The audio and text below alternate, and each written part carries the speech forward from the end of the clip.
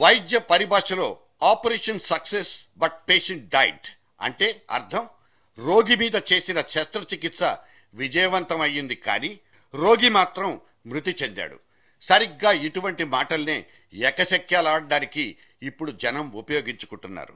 ఒక ఎస్పీ స్థాయి అధికారిని తాళ్లతో కట్టేసి తన డిమాండ్లను తీర్చకపోతే తగలబెట్టి పారేస్తానంటూ మీడియాకు ఫోన్లు చేసి నానా రభస సృష్టించిన గిరిప్రసాద్ శర్మ అనే పోలీస్ కానిస్టేబుల్ కథా కమామిషు మీకు గుర్తుండే ఉండుంటుంది.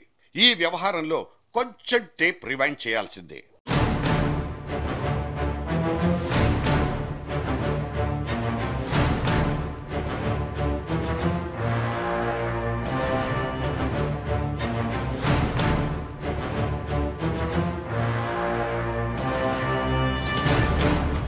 పోలీస్ ట్రాన్స్పోర్ట్ ఆర్గనైజేషన్ పీటీఓ అనబడే పోలీస్ రవాణా సంస్థ ఒకటి చాలా కాలంగా పనిచేస్తోంది. అట్లీస్ట్ పని చేస్తున్నట్లు నటిస్తోంది. అక్కడ పోలీస్ శాఖలోని వాహనాలన్నీ రిపేర్లు చేయబడతాయి. ఈ రిపేర్ల పేరుతో అక్కడ జరిగే అక్రమాలు అన్నీ ఇన్ని కావు. లక్షలాది రూపాయల డబ్బు చేతులు మారుతుంది. ఒక వాహనం రిపేర్కి వచ్చిందంటే చాలు, ఆ వాహనం ఖరీదు కంటే దానికయ్యే మరమ్మతుల ఖర్చులే ఎక్కువ అవుతాయంటే అక్కడ జరుగుతున్న అవినీతి ఏ స్థాయిలో ఉంటుందనేది అర్థం చేసుకోవచ్చు. ఎన్నిసార్లు ఎంతమంది పోలీస్ బాసులు ఈ శాఖకు మరమ్మత్తు చేయాలనుకున్నా వాళ్లను సైతం ఈ అవినీతి ఊబిలోకి లాగిపారేసే పవర్ఫుల్ ప్లేస్ ఈ పీటీఓ. ఇక్కడే ఒక గిరిప్రసాద్ శర్మ అనే కానిస్టేబుల్ ఉద్యోగం వెలగబెడుతున్నాడు. అతని క్యారెక్టర్ ఏమిటో మనకు పూర్తిగా తెలియదు కానీ కొంతకాలం క్రితం ఆ వ్యక్తి మీద ఆరోపణలు వచ్చాయి. తానక్కడ జరుగుతున్న అవినీతికి వ్యతిరేకంగా పై అధికారులతో పోరాటం చేస్తున్నందుకే తన మీద కక్ష కట్టి వేధింపులకు పాల్పడుతున్నారని సదరు శర్మ వాపోతాడు. ఇక ఈ శర్మ ఎవరో మీడియాకు తెలిసొచ్చింది మాత్రం అతను తన పై అధికారిని కిడ్నాప్ చేసి హతమార్చేస్తానంటూ ఫోన్ చేసిన రోజే. అప్పటికి పరిస్థితి తీవ్రంగా మారిపోయింది. ఆ రోజు సాయంత్రం హైదరాబాద్లోని ఆదర్శ్ నగర్లో ఈ శర్మ తన పై అధికారి లక్ష్మీనారాయణను బంధించిన స్థావరం దగ్గర ఇసకేస్తే రాలనంత మంది పోలీసులు, మీడియా బలగం, లైవ్ టెలికాస్టులతో రాష్ట్రం మోతెక్కిపోయింది.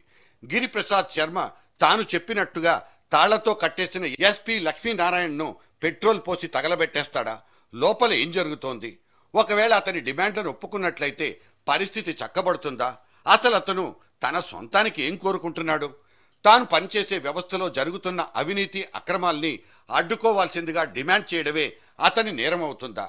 ఇత్యాది ప్రశ్నలతో మొత్తం గందరగోళం. మొత్తానికి పరిస్థితి ఆ రోజు రాత్రికి మెల్లగా చక్కబడింది. హోంమంత్రి, డీజీపీల జోక్యంతో గిరిప్రసాద్ శర్మ తన అదుపులో ఉన్న ఎస్పీ లక్ష్మీనారాయణను విడిచిపెట్టేశాడు. ఇక అతని కేసు సానుకూలంగా, సానుభూతితో పరిశీలిస్తానంటూ స్వయంగా డీజీపీ హామీ ఇచ్చారు కూడా.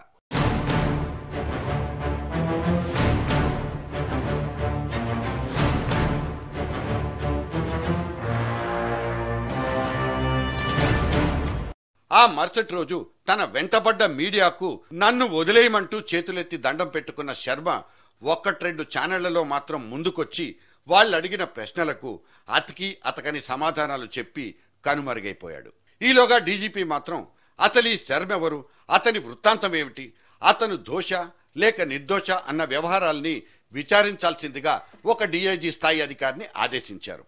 సదరు విచారణ ఎంతవరకు వచ్చిందో మనకైతే తెలియదు కానీ మొత్తం మీద శర్మను మాత్రం పోలీస్ శాఖ ఉద్యోగంలో నుంచి ప్రభుత్వం బర్తరఫ్ చేసి పారేసింది. దీంతో కథ కంచికెళ్లిపోయిందంటే ఒక రకంగా సరిపెట్టుకోవచ్చు. కానీ అక్కడితో కథ ఆగలేదు. పోలీస్ ట్రాన్స్పోర్ట్ ఆర్గనైజేషన్ పనితీరు మీద దర్యాప్తు చేసి ఒక సమగ్ర నివేదికను సమర్పించాల్సిందిగా ప్రభుత్వం ఇంకో అధికారిని ఆదేశించింది. ఇప్పుడు ఆ అధికారి తన నివేదికను సమర్పించారు. అది చదివితే మనబోటి వాళ్ల గుండెలు గుబేల్మంటాయి.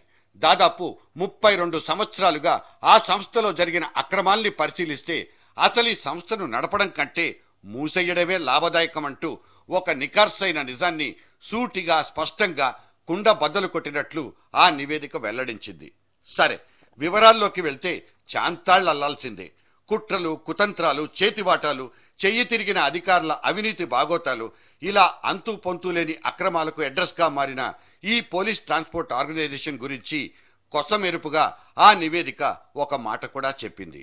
ఈ సంస్థను మూసేయకపోతే ఏటా ప్రభుత్వానికి సాక్షాత్తు 17 కోట్ల రూపాయల నష్టం సంభవిస్తోందని, ఇందులో పనిచేసే సిబ్బందిని ఇతర పోలీస్ శాఖల్లోకి బదిలీ చేస్తే అక్కడ సిబ్బంది కొరత కొంతైనా తీర్చుకోవచ్చనేది సదరు కొసమెరుపు సారాంశం.